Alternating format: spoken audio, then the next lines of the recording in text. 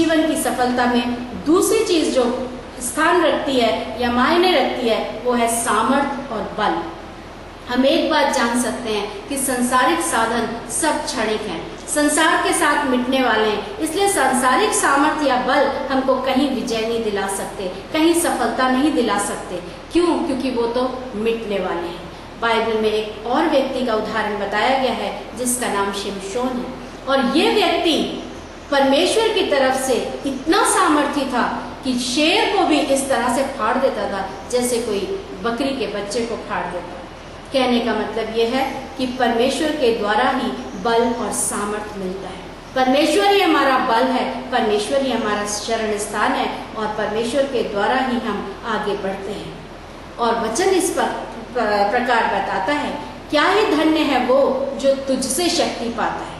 परमेश्वर हमारा शरण स्थान और बल है। जीवन की दौड़ में दौड़ते हुए हमें हर दिन एक नया बल देने वाला केवल परमेश्वर ही है, और वो चाहता है कि हम उससे बल मांगे, सामर्थ मांगे, ताकि हम जीवन में आगे बढ़ें। एक और व्यक्ति के विषय में बाइबल बताती है जिसका नाम एलिया है, और ये एक भविष्यवक्ता है, और इसको परमेश्वर ने इतना बल दिया, इतनी सामर्थ दी कि इसने बाल के नबियों को, या कहना चाहिए बाल के उपासकों को, एक ही बार में करीब 400 उपासकों को मार डाला।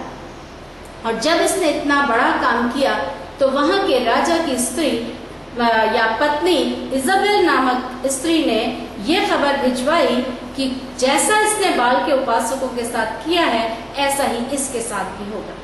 और ऐसे समय में क्या हुआ कि उसका बल घट गया, वो घबरा गया, डर गया, और एक पेड़ के तले बैठ करके उसने परमेश्वर से मृत्यु मांगी, सो गया। लेकिन परमेश्वर ने उसको मृत्यु नहीं दी, क्योंकि परमेश्वर मृत्यु देने वाला नहीं बल्कि सामर्थ देने वाला परमेश्वर है। और परमेश्वर ने उसको उस अपने दूत के द्वारा एक रोटी उसके पास रखवाई, सुराही में पानी उसके पास रखवाया और उसे उठाया, और उससे ये कहा कि इसे खा, क्योंकि तुझे अभी आगे भारी यात्रा करना है। यानी कि यात्रा से मतलब तुझे अपने जीवन में और आगे बढ़ना है और सफलता प्राप्त करना, इतने में ही डर जाने की आवश्यकता नहीं है। और जब उसने उस रोटी को खाया और उस पानी को पिया तो उसमें एक नया बल आया। और वचन के अनुसार प्रभु यीशु मसीह कहते हैं, मैं जीवन की रोटी हूँ और मैं ही जीवन का जल हूँ। जो कोई मुझ में से पिएगा वो कभी प्यासा नहीं होगा, और जो कोई प्रभु यीशु मसीह में से खाएगा वो कभी निर्बल नहीं होगा। तो क्यों ना हम परमेश्वर के द्वारा, परमेश्वर की सामर्थ में, परमेश्वर से खाएं और पिएं, परमेश्वर से शक्ति प्राप्त करें, सामर्थ प्राप्त करें और जीवन की सफलता में बढ़ते चले जाएं। परमेश्वर के वचन में इस प्रकार भी लिखा है कि जो परमेश्वर की बाट जोते हैं वे नया बल प्राप्त करते जाएंगे, वे उकाबों की नाई उड़ेंगे, वे दौड़ेंगे और श्रमित ना होंगे, चलेंगे और थकित ना होंगे। परमेश्वर कितना महान है, जो अपने बच्चों को या अपनी सृष्टि को कहना चाहिए, अब समस्त मानव जाति को बल और सामर्थ देने वाला परमेश्वर है। जीवन में सफलता पाने के लिए तीसरी चीज जो है वो है बुद्धि, ज्ञान और समझ। जब तक कि हमारे पास बुद्धि, ज्ञान, समझ नहीं होगा तब तक हम जीवन में आगे बढ़ नहीं सकते, जीवन में आगे बढ़ने की योजनाएं बना नहीं सकते हैं, कोई कार्य करने के लिए कुछ कदम उठा नहीं सकते हैं, क्योंकि हर एक काम के लिए बुद्धि आवश्यक है, हर एक काम के लिए ज्ञान और समझ आवश्यक है। और वचन में ये लिखा हुआ है कि अपनी समझ का सहारा न लेना वरन संपूर्ण मन से परमेश्वर पर भरोसा रखना। जब हम परमेश्वर पर भरोसा रखते हैं तब परमेश्वर ही हमको वो बुद्धि और वो ज्ञान और वो समझ देता है जिसके द्वारा हम आगे बढ़ पाते हैं। जिस दाऊद के विषय में मैंने पहले बताया वही दाऊद कहता है, तू अपनी आज्ञाओं के द्वारा मुझे अपने शत्रुओं से भी अधिक बुद्धिमान करता है। कहने का मतलब यह है कि हमारे विरोध में आने वाले लोग बहुत सी योजनाएं बनाएंगे, बहुत सी युक्तियां बांधेंगे, लेकिन याद रखें परमेश्वर हमको उन युक्तियों में से बचने के लिए, उन योजनाओं में से दूर हो जाने के लिए उनसे बढ़कर समझ और ज्ञान देने वाला परमेश्वर है। परमेश्वर के वचन में इसी दाऊद व्यक्ति के पुत्र सुलेमान के विषय में लिखा हुआ है कि जब वो इस्राएल का राजा चुना गया तो वो घबरा गया और उसने ये सोचा कि मैं इतनी बड़ी प्रजा का न्याय कैसे करूंगा, कैसे इतनी बड़ी प्रजा को संभालूंगा। और उसने परमेश्वर से बुद्धि मांगी और उसने परमेश्वर से परमेश्वर ने उससे ये कहा कि वचन में बताया गया है और परमेश्वर ने सुलेमान को बुद्धि दी और उसकी समझ को बहुत ही बढ़ाया। कहने का मतलब यह है कि परमेश्वर ही बुद्धि देने वाला और समझ को बढ़ाने वाला है। वचन में लिखा हुआ है कि तेरी बातों के खुलने से प्रकाश होता है और भोला उससे समझ प्राप्त करता है।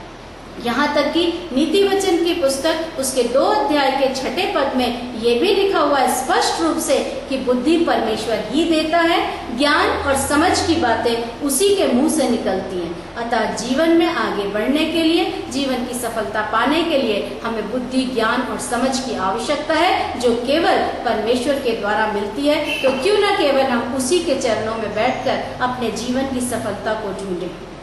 आगे बढ़ने के लिए, सफलता पाने के लिए चौथी चीज और भी जरूरी है, या कहना चाहिए एक और चीज की आवश्यकता होती है, और वो है धन। हमें कोई भी उपलब्धि चाहिए, हमें कोई भी कहना चाहिए उन्नति के पद पे बढ़ने के लिए मार्ग चाहिए, या कुछ भी हमें चाहिए, कोई अचीवमेंट हमें चाहिए है, तो उसके लिए हमें धन की भी आवश्यकता होती है। सामर्थ्य और बुद्धि तो चाहिए ही चाहिए, परंतु धन की भी आवश्यकता होती है, मशीनों की आवश्यकता होती है, औजारों हथियारों की आवश्यकता होती है। और अब मैं ये बताना चाहती हूँ कि ये सारी चीजें भी परमेश्वर के द्वारा ही मिलती हैं। और बाइबल बताती है कि धन परमेश्वर की आशीष ही से मिलता है। परमेश्वर के अन्यथा किसी और तरीके से कमाया हुआ धन ऐसा धन नहीं होता है जिसके द्वारा आप कुछ कर सकें। हालांकि आज मनुष्य एक नहीं अनेक ऐसे पाप के रास्ते अपनाता है जिसके द्वारा वो धन प्राप्त कर सके।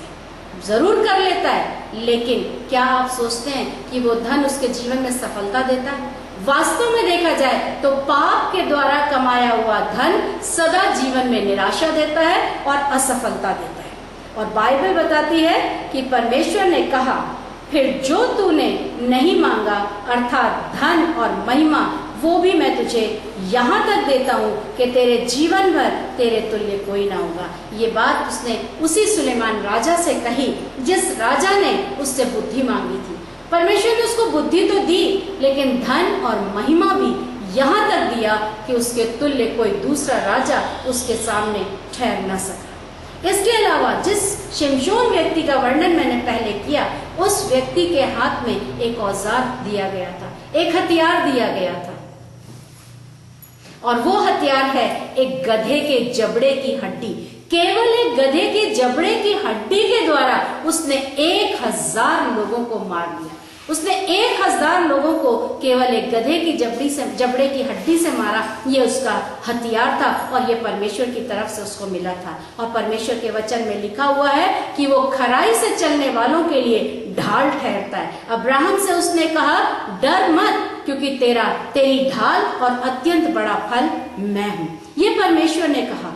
और कहने का मतलब यह है कि वास्तव में सच्चाई है ये कि प्रभु स्वयं हमारा धन है, स्वयं हमारा हथियार है, और उस पर भरोसा रखने के द्वारा ही हम शक्ति पाते हैं, सामर्थ पाते हैं, बुद्धि, ज्ञान, समझ पाते हैं। हमारे अंदर किसी कार्य को करने की इच्छा शक्ति प्रबल होती है। और अगर किसी कारणवश असफलता आती भी है तो निराशा को परमेश्वर टिकने नहीं देते, दोबारा फिर हमको नया बल दे करके आगे बढ़ाते हैं। और इस प्रकार से परमेश्वर अपनी सामर्थ में जब हमको चलाते हैं, हम उनकी डालियां बनते हैं, वो दाखलता हैं, और हम उनमें बने रहते हैं, तो हम जीवन की सफलता को प्राप्त करते हैं। और जब हमें जीवन में लगातार सफलताएं मिलती जाती हैं, तो फिर मृत्यु नाम की चीज हमारे करीब नहीं आती। ना हम आत्महत्या करते हैं, ना हम परहत्या करते हैं, बल्कि आगे बढ़ते हैं। और परमेश्वर ने वचन में लिखा है, देखो मैं दुनिया के अंत तक तुम्हारे साथ हूँ। तो अगर हम जीवन के आखिरी सांस तक सफल जीवन जीना चाहते हैं, तो जिस परमेश्वर ने इतना बड़ा वायदा किया है,